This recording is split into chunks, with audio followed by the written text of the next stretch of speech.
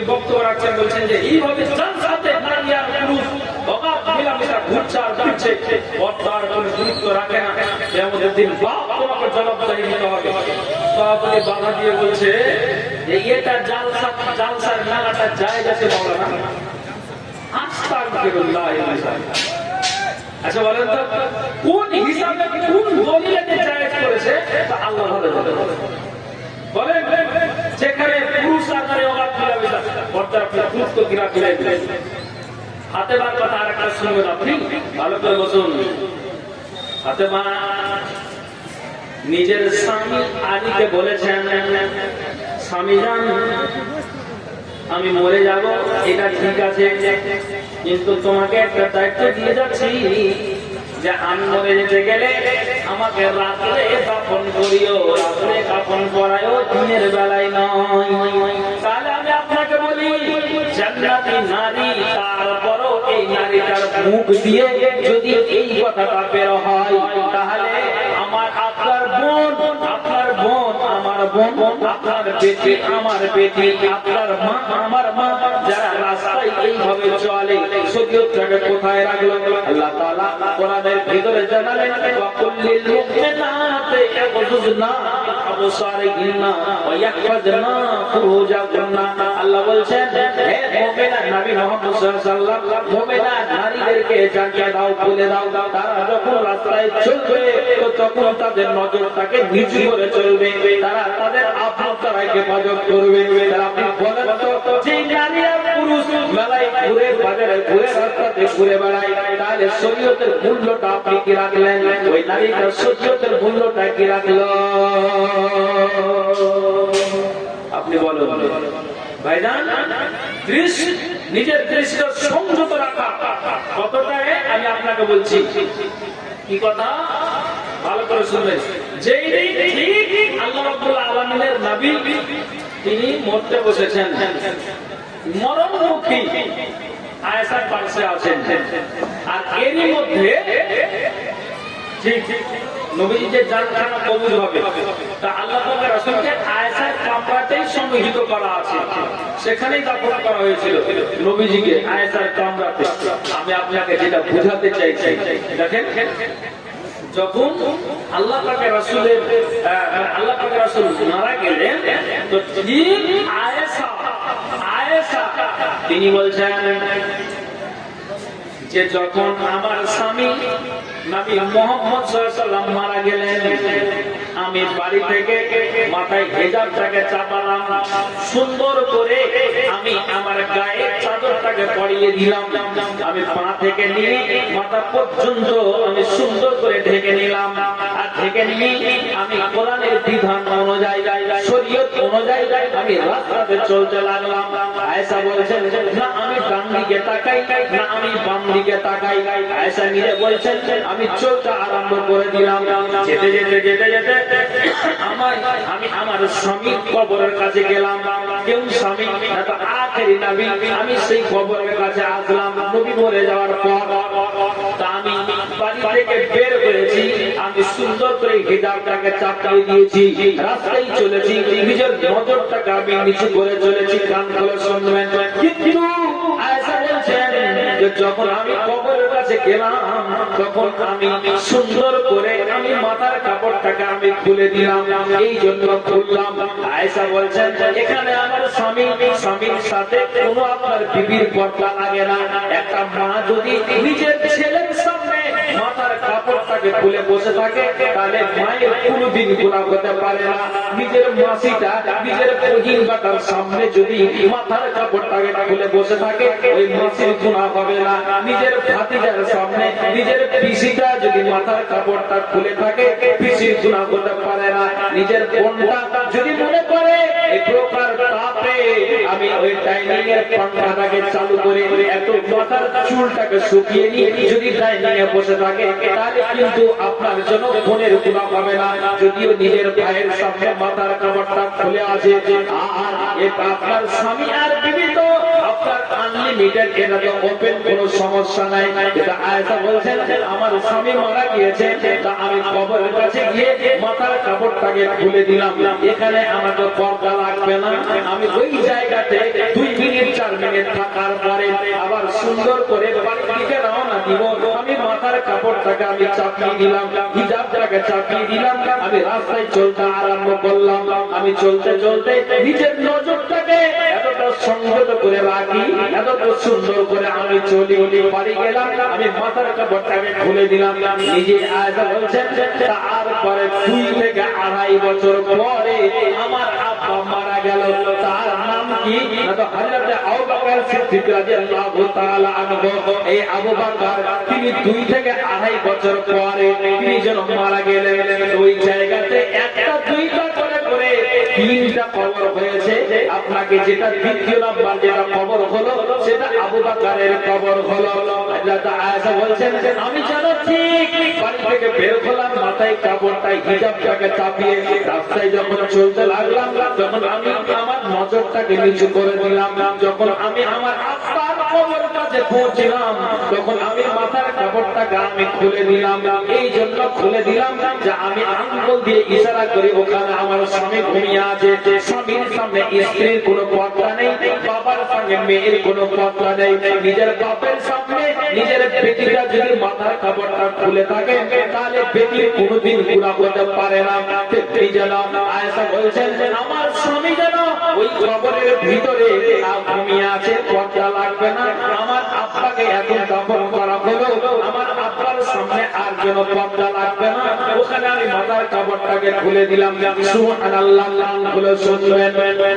তারপর আয়েশা বলছেন ওখানে 2 মিনিট 4 মিনিট থাকার পরে যখন আমি বাড়ির দিকে রওনা দিলাম, সুন্দর করে মাথায় হিজাবটাকে চাপিয়ে দিলাম, চাদরটা গায়ে উঠিয়ে দিলাম, পর্দার সহিত আমি চলতে লাগলাম, নজরটাকে নিচু করে চলতে লাগলাম। আল্লাহু আকবার। আয়েশা বলছেন বাড়ি এসে দেখি মাথার কাপড়টাকে আমি খুলে দিলাম। একটু কান খুলে শুনবেন। তারপরে মা আয়েশা বলছেন যে ওই জায়গাতে আবার 3 নম্বর যেটা কবর হলো সেটা হলো হযরত উমরের কবর। এই উমরের কবরটা যখন ওই জায়গাতে তা হলো, ওখানে একটা দুইটা করে করে 4টা কবর আছে। একটা কবর নবী মুহাম্মদ সাল্লাল্লাহু আলাইহি ওয়াসাল্লাম, দ্বিতীয় কবর হযরত আবু বকরের, 3 নম্বর কবর হযরত উমরের, আর যেটা 4 নম্বর কবর খালি আছে ওটা হলো ঈসা নবী শেষ সময় ঈসা নবীকে ওই জায়গাতে দাফন করা হবে। একটু হাদিসটা ভালো করে শুনবেন। ঠিক যেন আয়েশা বলছেন যে 3 নম্বর যেটা কবর হলো সেটা হলো হযরত উমরের কবর। আমি বাড়ি থেকে সুন্দর করে মাথায় কাপড়টাকে আমি যেন চাপিয়ে দিলাম, হিজাবকে চাপিয়ে দিলাম, আর চাপিয়ে দিয়ে আমি রাস্তায় চলতে আরম্ভ করে দিলাম। আমি যখন কবর কাছে গেলাম, এরে মা বোন, এরে বাবা ভাই, একটু কান খুলে শুনবেন। আপনাকে যে কথাটা বোঝাতে চাইছি, মা আয়েশা বলছেন আপনাকে যেটা বোঝাতে চাইছি, এর আগে আয়েশা 2 বার এসেছেন, 2 বারই মাথার কাপড়টা কবরের কাছে খুলে দিয়েছেন। কেন খুলেছেন? ওখানে আমার আব্বা পর্দা লাগবে না, ওখানে আমার স্বামী ঘুমিয়ে আছে, পর্দা লাগবে না। কিন্তু এই জায়গাতে একটা বেগানা পুরুষ ঘুমিয়ে আছে, এটা আমার রক্তের কেউ নয়, এটা আমার বংশের কেউ নয়। আমি এই জায়গাতে আমি বাড়ি থেকে যেইভাবে পর্দা হয়ে আসি, আমি ওই কবরের পাশে আমি দাঁড়িয়ে থাকি, কিন্তু মাথার কাপড়টা 3 নম্বর কবরটা হয়ে যাওয়ার পরে আমি আর কবরের কাছে গিয়ে মাথার কাপড়টাকে নামাতাম না। এই জন্য যে এখানে বেগানা পুরুষ ঘুমিয়ে আছে, তার সামনে মাথার কাপড়টা খোলা আমার ঠিক হবে না। একবার জোরে বলেন সুবহানাল্লাহ। পর্দা করে চলো নারী, না হলে জাহান্নাম হবে তোমারই। পর্দা করে চলো নারী, না হলে জাহান্নাম হবে তোমারই। বাঁচবা কদিন দুনিয়াতে একটু দেখো চিন্তা করি। পর্দা করে চলো নারী, না হলে জাহান্নাম হবে তোমারই। পর্দা করে চলো নারী, না হলে জাহান্নাম হবে তোমারই। ভাইজান একটু কথা বলবেন। হযরত আয়েশা তিনি পর্দা করছেন মরা মানুষকে দেখে না জীবিত মানুষকে দেখে? ধ্যান বলুন তো, কথা বলুন। মরা মানুষকে দেখে। তাহলে এই মেলাটা ঘুরছে, তো যেটি নারী ঘুরছে এরা জীবিত আর পুরুষ দ্বারা সব মরে আছে নাকি? বলুন। যে নারী একটা কবর এখানে বেগানা পুরুষ ঘুমিয়ে আছে, আমি তার সামনে মাথার কাপড় খুলে দিলে এটা লজ্জার ব্যাপার, আমি আর খুলবো না। আয়েশা নিজেই বলছে 3 নম্বর খবর হয়ে যাওয়ার পরে আমি আর মাথার কাপড়টাকে আর খুলতাম না। একবার জোরে বলুন সুবহানাল্লাহ। তাহলে যেই নারী মাথার কাপড়টা খুলে না একটা মরা মানুষকে দেখে, তাহলে আপনার সামনে জীবিত মানুষ ওপেন ঘুরছে আর ফিরছে, তাহলে আপনার মাথা ব্যথাটা কিসের হচ্ছে বলুন? আমি নারীদের মধ্যে সেই কথাটা বলতে চাইছি। আল্লাহু আকবার। আমার পথে একটা ওপেন পুরুষ আপনি দেখতে পান, কি করে নজর যায়? জি, তাহলে আয়েশা করে সম্মত হয়ে চলেছে। এজন্য আল্লাহ বলছেন ফাকুল্লিল মুমিনাতি ইয়াগুদুনা মিন আবসারিহিন্না ওয়া ইয়াহযানা ফুরুজাহুন্না ওয়া লা ইউদিনা যিনাতাহুন্না ইল্লা মা যাহারা মিনহা ওয়া ইয়াযবিনা বিখুমুরিহিন্না আলা জুয়ুবিহিন্না ওয়া লা ইউদিনা যিনাতাহুন্না। আরেকটু বলে দিই, তারপরে একটা দায়িত্ব পালন করবো ইনশাআল্লাহ। আপনারা বিরক্ত হচ্ছেন? এটা ভালো করে শুনেন। ঠিক আব্দুর রহমানের এটা মেয়ে আবু বকরের একটা পত্নী, আবু বকর সিদ্দিক রাদিয়াল্লাহু তাআলা আনহু একদিন বাড়ি থেকে বের হচ্ছে, তো চাদর দিয়ে আছে আপনার সারা শরীরে, পাতলা একটা চাদর, মাথায় আপনার জন্য কোনো আপনার জন্য ইয়ে নেই, মাথায় কোনো কাপড় এমনি ওপেন আপনার খুলছে, বুঝতে পারলেন? তো আপনার যে ওপেন এইভাবে খুলছে, তো ঠিক যেন আয়েশা নজর দিল যেটা কার নেই, কাছে আস্তে আস্তে দেখলো যেটা আমারই ভাতিজি। তখন কিন্তু আয়েশা যখনই এই কথাটা জানতে পারলো, নিজের দুই নয়নে দেখলো যেটা আমার ভাতিজি, তখন এটা বাচ্চা ছেলে যদি কান্না করে, তাহলে ওই বাচ্চাটাকে কি করে আপনি সামাল দিবেন? তখন আপনি হাতে যদি 5টা টাকা থাকে, বাচ্চাটাকে আপনি দিবেন। যদি আপনার হাতে না থাকে, একটা দোকানদারের কাছে গিয়ে নিয়ে, বাচ্চারা আপনার ওই বস্তাগুলো খেতে ভালোবাসে, সেটা আপনি 5 টাকা দিয়ে করে আপনি দিবেন। দেখলি যেন নিজের ভাতিজিকে আয়েশা ডাকলেন, ডাকার পরে দেখছেন যে এটা আমার ভাতিজি এত যেন একটা পাতলা চাদর পরে রাস্তায় ঘুরছে, এটা কেমন ব্যাপার? তখন যেন আয়েশা কি করলেন, আয়েশা যেন বাচ্চা ছেলের মতো তার ভাতিজিকে ডাকলেন, ডাকার পরে তার গা থেকে চাদরটাকে ছিনিয়ে নিলেন, আর ছিনিয়ে নেওয়ার পরে আপনার শুধু ছিনিয়ে নেয়নি আয়েশা, তিনি 1-2 টুকরা করে 3 টুকরা আয়েশা আপনার করে দিলেন, আর ছিঁড়ে চাদরটাকে ফেলে দিলেন। আর ফেলে দেওয়ার পরে ঠিক আয়েশা বলছেন, ওরে আমার বেটি, ওরে আমার ভাতিজি, কান খুলে শোনো, এইরকম করে যদি রাস্তায় চলাফেরা করো পাতলা চাদর পরে, তাহলে বলো তো এটা শরীয়ত ঠিক হবে না। শুনে রাখো, যদি একটা মুলবির বাড়িতে নিজের মুলবির স্ত্রী যদি বেপরোয়া হয়, মানুষেরা বেশি বলতে পায়, মানুষেরা বেশি বলার সুযোগ পায়, নিজের মুলবির যদি বেগানা আপনার পুরুষের সঙ্গে আলাপ করে, তাহলে এটা মানুষের মেসেজটা আপনার বেশি যায়, বাজে তেমনি না। আয়েশা বলছেন, ভাতিজি শোনো, এটা তুমি কাজ করেছো কি বলতো? আপনার চাদর পরে রাস্তায় ঘোরাফেরা করছো, মানুষকে আমরা উপদেশ দিই, মানুষকে আমরা শাসন করি, আর তুমি এইভাবে কেন রাস্তায় ঘোরাফেরা করলে? সুবহানাল্লাহ। তখন আয়েশা বললেন, বাড়ির ভিতরে গেলাম, আর বাড়ির ভিতরে গিয়ে আমি দেখলাম যে একটা পুরানো চাদর আছে, চাদরটা খুব মোটা ধরনের চাদর, ওই চাদরটা দিয়ে আমি আমার ভাতিজির গায়ে চাপিয়ে দিলাম, আর বললাম রাস্তায় চলবে নজরকে নিচু করে চলবে, মাথায় কাপড় দিয়ে চলবে, কিন্তু খবরদার পাতলা চাদর পরে রাস্তায় বের হবে না। তাহলে নিজের ভাতিজিকে শাসন করছে কে? না তো আয়েশা। আপনি বাপ আর আপনি মা, আপনার চোখের সামনে একটা আপনার মেয়ে যদি অন্যায় করে দেয়, তাহলে আপনি অপরাধী, আপনার বিবি অপরাধী। সামনে আমার নারীটা এইরকম আচরণ করছে, এর জবাব আপনাকে দিতে হবে। নিজের ভাতিজিকে যদি এইভাবে আয়েশা শাসন করতে পারে, আপনি বাপ হয়ে আপনার মেয়েকে কেন শাসন করতে পারবেন না? জি, আপনাকে আমি এটাই বুঝাতে চাইছি, আপনি বাপ হয়ে কেন আপনি শাসন করতে পারবেন না? আপনি বলুন ভাইজান, আপনাকে এটাই বুঝাতে চাইছি। বানু তামিম গোত্রের কিছু মহিলারা মা আয়েশার কামরাতে আছেন। দেখেন হাদিসটা শুনেন, ওয়া দাখালা নিসওয়াতুম মিন বানি তামিম আলা উম্মিল মুমিনিন আয়েশা রাদিয়াল্লাহু তাআলা আনহা। বানু তামিম গোত্রের কিছু নারীরা ঠিক যেন মা আয়েশার দরবারে আসলেন মসলা মাসাইল জানার জন্য, অনেক কিছুকে জানার জন্য মা আয়েশার কাছে এসেছেন।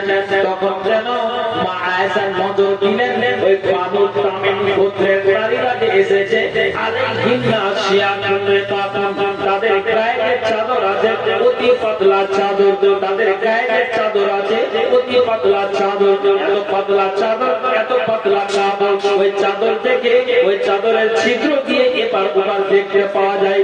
সুবহানাল্লাহ।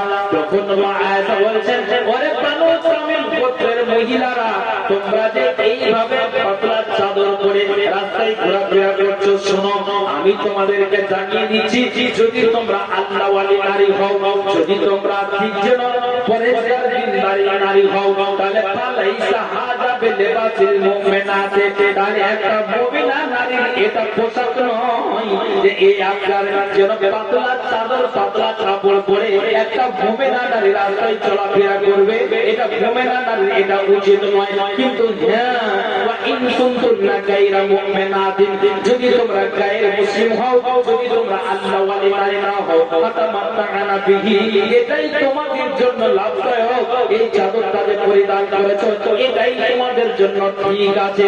আর মুমিনা নারী হতে গেলে এরকম পাতলা চাদর পরা তোমাদের উচিত হয়নি।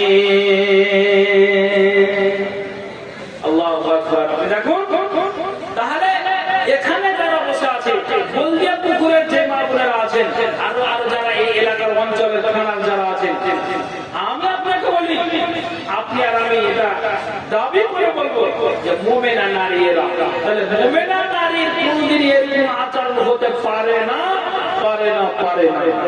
আল্লাহ পাকের রাসূলের বিবি আয়েশা এটাই বোঝাতে চাইলেন কি, যদি মুমিনা নারী হও তাহলে এই রূপ পোশাক পরিধান করে আর পাতলা পাতলা চাদর পরিধান করে রাস্তায় ঘুরবে, এটা উচিত নয়। তবে হ্যাঁ, যদি তোমরা গায়ের মুসলিম হয়ে থাকো, তাহলে এই চাদর আর এই পোশাকই তোমাদের জন্য ঠিক আছে। ভাইজান, তাহলে শরীয়ত পর্দার ব্যাপারে কত গুরুত্ব দিয়েছে। আর প্রতিদিন জালসা হয়, কয়েকদিন পরে ভাগ্য আন্দোলনে জালসা, এই তো বাৎসরিক জালসা প্রতিদিন আপনি আমি যেন হাজার হাজার জালসা শুনে যাচ্ছি, বক্তরা জালসা, আপনার বক্তৃতা প্রতিদিন রেখে যাচ্ছে জালসার সিজনে। আমি আপনাকে বলছি, এতদিন ধরে শুনে যাচ্ছি আর শুনছি, আর বক্তারা বলে যাচ্ছে, এটাকে বাস্তবে আমলে পরিণত করতে হবে, তাহলে পরিত্রাণ পাবো না চেতন। আমি আপনাকে এটা বোঝাতে চাইছি, এটা আমি আপনাকে বলতে চাই। ভাই না, অতএব এইরকম আচরণের নারী যদি আপনার বাড়িতে থাকে, তাহলে আপনি সাবধান। কেমন আপনার চোখের সামনে একটু অন্যায় করবে, কাল কিয়ামতের দিন জবাব আপনাকে দিতে হবে। হায় আল্লাহ, তো আপনি শুনুন, আপনাকে একটা শুধু কথা বলি, কথাটা কি যাতে করে আপনার এই কথাটা মগজে উঠে যায়, মা বন্ধুরা যেন এই কথাটা মগজে উঠে যায়। এই কথা ঠিক যেন মা আয়েশা তিনি ঠিক বাড়ি থেকে বের হয়েছেন সেই জান্নাত জামালের যুদ্ধতে, তো ওখানে গিয়ে আমিনেহি কাতলা ওয়া আন আসারিহি কাতলা, ডান দিকে তাকাই মানুষ, মরা মানুষ আপনার পড়ে আছে, বাম দিকে তাকাতে গেল ওই ভালা আম্মার বিন ইয়াসার। তখন মা আয়েশা বলছেন, আয়েশা বাড়ি থেকে বের হয়ে ডান দিকে আর বাম দিকে, সামনে আর পিছনে তাকাও, তো তোমাকে একটা কথা বলি, তুমি কি সূরা আহজাবটা খুলে দেখেছো? তখন আয়েশা বলছেন যে সূরা আহজাবটা আমি খুলে দেখবো আর পড়বো তার মানে? তখন আয়েশা বললেন, না। আম্মা বিয়াসা বলছেন, হ্যাঁ বাড়ি দাও আর এই সুন্দর করে সূরা আহজাবটাকে খুলে দেখবে। আল্লাহু আকবার, কেমন কথা! আয়েশা বলছেন, এই কথাটা যখন আমার কানে আসলো, আমি ওখান থেকে বাড়ির দিকে রওনা দিলাম, আর বাড়ির দিকে রওনা দিয়ে আমি বাড়িতে যখন গমন করলাম, তখন আমি সূরা আহজাব আমি যে আয়াতটাকে যখন বলতে লাগলাম, আমাকে বলা হলো, আমি শুরু থেকে তেলাওয়াতটা শুরু করে দিলাম। আর শুরু করে দিয়ে পড়তে পড়তে পড়তে পড়তে এমন একটা আয়াতে এসেছি। আয়াতটা হলো এই, আউযু বিল্লাহি মিনাশ শাইতানির রাজিম, ওয়াকারনা ফি বুয়ুতিকুন্না ওয়ালা তাবাররাজনা তাবাররুজাল জাহিলিয়াতিল উলা। এই আয়াতটা যখনই মা আয়েশা পেলেন, আয়েশার চোখ দিয়ে জল আসলো। আল্লাহ সত্যি এটা আমার ভুল হয়েছে, এটা আমার অন্যায় হয়েছে, এটা আমার দ্বারা দিয়ে ঠিক হয়নি। আয়েশা বললেন, শোনো, এটা আমার দ্বারা দিয়ে অন্যায় হয়ে গিয়েছে। কেননা আল্লাহ রাব্বুল বলছেন, শোনো, এর গাড়িরা তোমাদেরকে জানিয়ে দেওয়া হচ্ছে, তোমরা নিজকে নিয়ে অবস্থান করবে, তোমরা জাহিলি যুগের মতো তোমরা খবরদার নিজের সুন্দর প্রদর্শন করে রাস্তায় ঘুরে বেড়াবে না, তোমরা চলাফেরা করবে না। আয় আল্লাহ, আমি আপনাকে বলি, একটা ভুলের কারণে আয়েশা কাপড় টেনে করছেন, এটা সহ্য ভুল হয়ে গেল, এটা অন্যায় হয়ে গেল।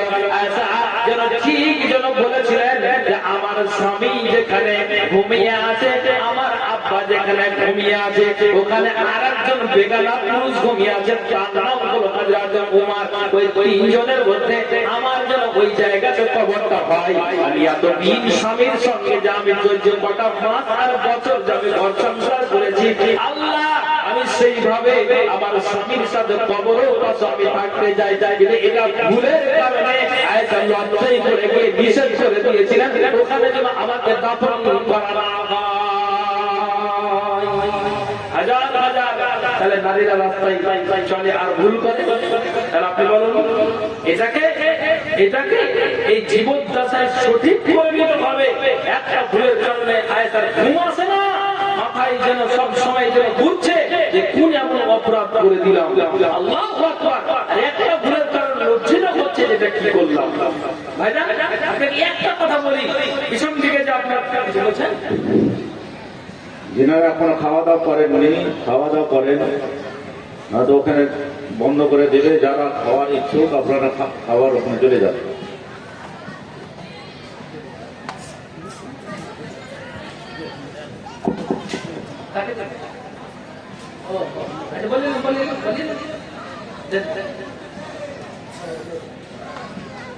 আসসালামু আলাইকুম।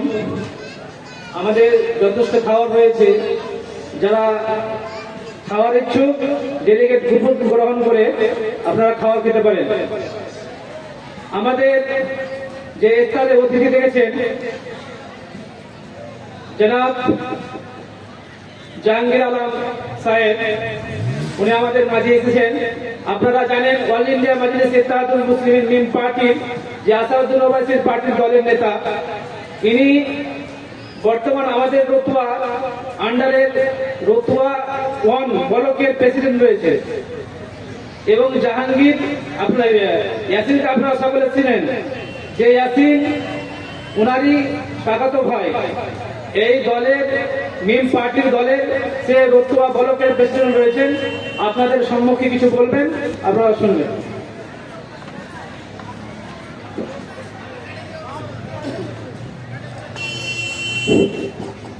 আসসালামু আলাইকুম।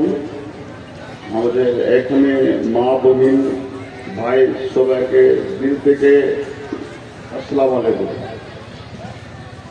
বলছি। আর এই আমাদের এই জলসা কমিটিকে অনেক মন থেকে ধন্যবাদ।